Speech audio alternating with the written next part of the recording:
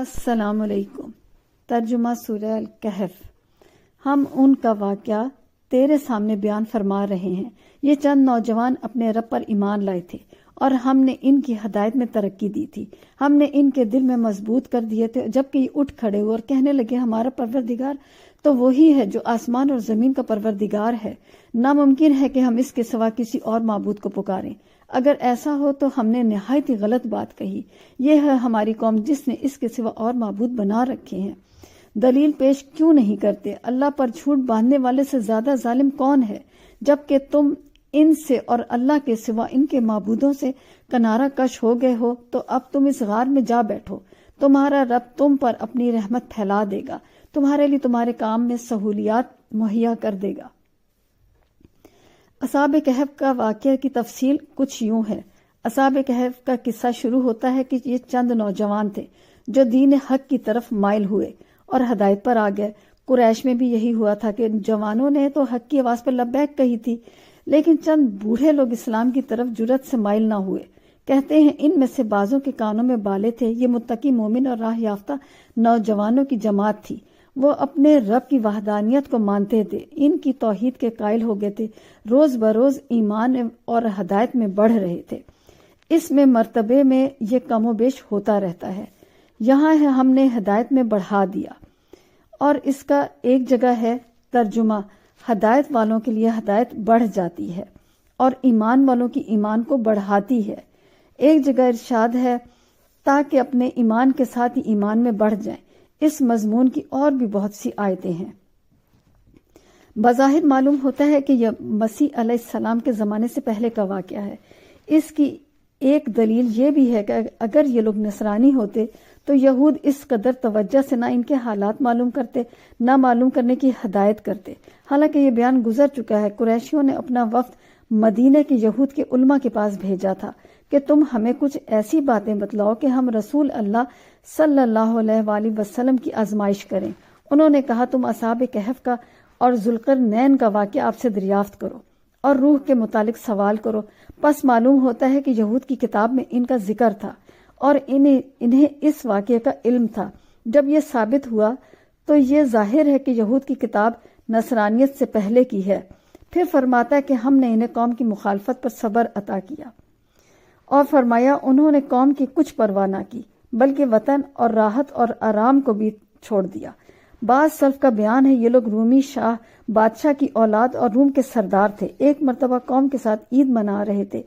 اس زمانے کے بادشاہ کا نام دقیانوس تھا۔ بڑا سخت اور سرکش شخص تھا، سب کو شرک کی تعلیم کرتا اور سب سے زیادہ بت پرستی کرواتا۔ یہ نوجوان جو اپنے باپ دادوں کے ساتھ اس میلے میں گئے تھے، انہوں نے جب وہاں یہ تماشا دیکھا تو ان کے دل میں خیال آیا کہ بت پرستی محض جھوٹ اور بری چیز ہے۔ عبادتیں ذبیحے صرف اللہ کے نام پہ ہونے چاہیے جو آسمان اور زمین کا خالق اور مالک ہے۔ پس یہ لوگ ایک ایک کر کے یہاں سے سرکنے لگے۔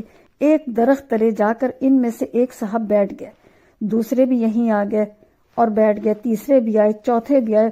غرض ایک ایک کر کے سب یہاں جمع ہو گئے۔ حالانکہ ایک دوسرے سے تعارف نہیں تھا، لیکن ایمان کی روشنی نے ایک دوسرے کو ملا دیا۔ حدیث شریف میں ہے کہ روحیں بھی ایک جمع شدہ لشکر ہیں، جو روز ازل میں تعارف والی ہیں، وہ یہاں مل جل کر رہتی ہیں۔ یہ سب خاموش تھے۔ ایک کو ایک سے ڈر تھا کہ اگر میں نے اپنے دل کی بات بتا دوں تو یہ کہیں دشمن نہ ہو جائیں۔ کسی کو دوسرے کی نسبت اطلاع نہ تھی، وہ بھی اسی کی طرح قوم کے اس احمقانہ اور مشرکانہ رسم سے بیزار تھے۔ آخر ایک دانا اور ایک جری نوجوان نے کہا دوستو، کوئی نہ کوئی بات تو ضرور ہے کہ لوگوں کے اس عام شغل کو چھوڑ کر تم سب یکسو ہو کر یہاں آ بیٹھے ہو۔ میرا تو جی چاہتا ہے کہ ہر شخص اس بات کو ظاہر کر دے جس کی وجہ سے اس نے قوم کو چھوڑا۔ اس پر ایک نے کہا بھائی بات یہ ہے کہ مجھے تو اپنی قوم کی یہ رسم ایک آنکھ نہیں بھاتی، جبکہ آسمان اور زمین کا ہمارا تمہارا خالق صرف اللہ ہے، تو پھر ہم اس کے سوا دوسرے کی عبادت کیوں کریں؟ یہ سن کر دوسرے نے کہا خدا کی قسم یہی نفرت مجھے یہاں لائی ہے۔ تیسرے نے بھی یہی کہا۔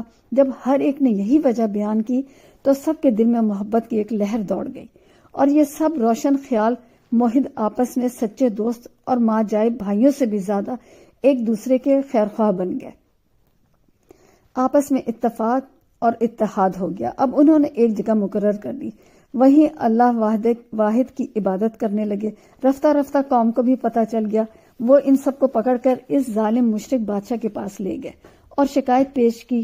بادشاہ نے ان سے پوچھا، انہوں نے نہایت دلیری سے اپنے توحید اور اپنا مسلک بیان کیا، بلکہ بادشاہ اور اہل دربار اور کل دنیا کو اس کی دعوت دی۔ دل مضبوط کر لیا، صاف کہہ دیا کہ ہمارا رب وہی ہے جو آسمان اور زمین کا مالک ہے، خالق ہے۔ ناممکن ہے کہ ہم اس کے سوا کسی اور کو معبود بنائیں، ہم سے یہ کبھی نہیں ہو سکے گا۔ اس کے سوا کسی اور کو پکاریں، اس لیے کہ شرک نہایت باطل چیز ہے، ہم اس کام کو کبھی نہیں کریں گے۔ یہ نہایت ہی بے جابات اور لغو حرکت اور جھوٹی راہ ہے۔ یہ ہماری قوم مشرک ہے، اللہ کے سوا اوروں کو پکارا، اوروں کی عبادت میں مشغول ہے جس کی کوئی دلیل یہ پیش نہیں کر سکتے۔ بس یہ ظالم اور کاذب ہیں، کہتے ہیں کہ ان کی اس صاف گوئی اور حق گوئی سے بادشاہ بہت بگڑا۔ انہیں دھمکایا، ڈرایا اور حکم دیا کہ ان کے لباس اتار لو، اگر یہ باز نہ آئے تو انہیں سخت سزا دوں گا۔ اب ان لوگوں کے دل اور مضبوط ہو گئے، لیکن یہ انہیں معلوم ہو گیا کہ یہاں رہ کر ہم دینداری پر قائم نہیں رہ سکتے، اس لیے انہوں نے قوم، وطن، دیس اور رشتے کنبے کو چھوڑنے کا پختہ ارادہ کر لیا۔ یہی حکم بھی ہے، انسان جب دین کا خطرہ محسوس کرے اس وقت ہجرت کر جائے۔ حدیث میں ہے کہ انسان کا بہترین مال ممکن ہے کہ بکریاں ہوں، جنہیں لے کر دامن کوہ میں اور مرغزاروں میں رہے سہے اپنے دین کی بچاؤ کی خاطر بھاگتا پھرے۔ بس ایسے حال میں لوگوں سے الگ تھلگ ہو جانا امر مشروع ہے۔ ہاں، اگر ایسی حالت نہ ہو، دین کی بربادی کا خوف نہ ہو، تو پھر جنگلوں میں نکل جانا مشروع نہیں، کیونکہ جماعت کی فضیلت ہاتھ سے جاتی رہتی ہے۔ یہ لوگ دین کے بچاؤ کے لیے اتنے اہم قربانی پر آمادہ ہو گئے تو ان پر رب کی رحمت نازل ہوئی۔ فرما دیا گیا، ٹھیک ہے، جب تم ان کے دین سے الگ ہو گئے ہو تو بہتر ہے کہ جسموں سے بھی ان سے جدا ہو جاؤ تم کسی غار میں پناہ حاصل کرو، تم پر تمہارے رب کی رحمت کی چھاؤں ہوگی، وہ تمہیں تمہارے دشمن کی نگاہوں سے چھپا لے گا اور تمہارے کام میں آسانی اور راحت مہیا کرے گا۔ پس یہ لوگ موقع پا کر یہاں سے بھاگ نکلے، پہاڑ کے غار میں چھپ رہے۔ بادشاہ اور قوم نے ہر چند ان لوگوں کی تلاشی لی، لیکن کوئی پتہ نہ چلا۔ اللہ نے ان کے غار کو اندھیرے میں چھپا دیا۔ دیکھیے، یہی بلکہ اس سے بھی بڑا تعجب خیز واقعہ ہمارے نبی حضرت محمد مصطفیٰ صلی اللہ علیہ وآلہ وسلم کے ساتھ پیش آیا۔ آپ اپنے رفیق خاص یار غار حضرت ابو بکر صدیق رضی تعالیٰ عنہ کے غار ثور میں جا چھپے۔ مشرکین نے بہت کچھ دوڑ دھوپ کی، تگ و دود میں کوئی کمی نہ چھوڑی، لیکن حضرت صلی اللہ علیہ وآلہ وسلم انہیں باوجود پوری تلاش و سخت کوشش کے نہ ملے۔ اللہ نے ان کی بینائی چھین لی، آس پاس سے گزرتے تھے، آنکھیں پھاڑ پھاڑ کر دیکھتے تھے حضرت محمد مصطفیٰ صلی اللہ علیہ وآلہ وسلم موجود ہیں اور انہیں دکھائی نہیں دیتے۔ صدیق اکبر رضی تعالیٰ عنہ پر پریشان حال ہو کر عرض کرتے ہیں، حضور صلی اللہ علیہ وآلہ وسلم، اگر کسی نے اپنے پیر کی طرف بھی نظر ڈالی تو ہم دیکھ لیے جائیں گے۔ آپ نے نہایت اطمینان سے جواب دیا، ابو بکر، ان دو کے ساتھ تیرا کیا خیال ہے؟ تیسرا اللہ تعالیٰ خود ہے۔ قرآن فرماتا ہے، اگر تم میرے نبی کا امداد نہ کرو تو کیا ہوا؟ جب کافروں نے اسے نکال دیا تو میں نے اس کی امداد کی، جبکہ وہ دو، میں دوسرا تھا۔ جب دونوں غار میں تھے، جب اپنے ساتھی سے کہہ رہے تھے غمگین نہ ہو، اللہ ہمارے ساتھ ہے، پس اللہ تعالیٰ نے اپنی طرف کی سکنیت اس پر نازل فرمائی اور ایسے لشکر سے اس کی مدد کی جسے تم دیکھ نہیں سکتے۔ آخر اس نے کافروں کی بات پست کر دی اور اپنا کلمہ بلند کر دیا۔ اللہ عظمت اور حکمت والا ہے۔ سچ تو یہ ہے کہ یہ واقعہ اصحاب کہف کے واقعے سے بھی عجیب تر انوکھا ہے۔ ایک قول یہ بھی ہے کہ ان نوجوانوں کی قوم اور بادشاہ نے پا لیا، جب غار میں انہیں دیکھ لیا تو کہا، بس ہم تو خود یہی چاہتے تھے، چنانچہ انہوں نے اس کا منہ ایک دیوار سے بند کر دیا تاکہ یہ سب یہیں مر جائیں۔ لیکن یہ صبح شام ان پر دھوپ آتی تھی۔ اللہ تعالیٰ کا یہ فرمان ہے اور ان کی حفاظت فرمائی اللہ تعالیٰ نے۔ اللہ ہمیں ہدایت دے، آمین ثم آمین۔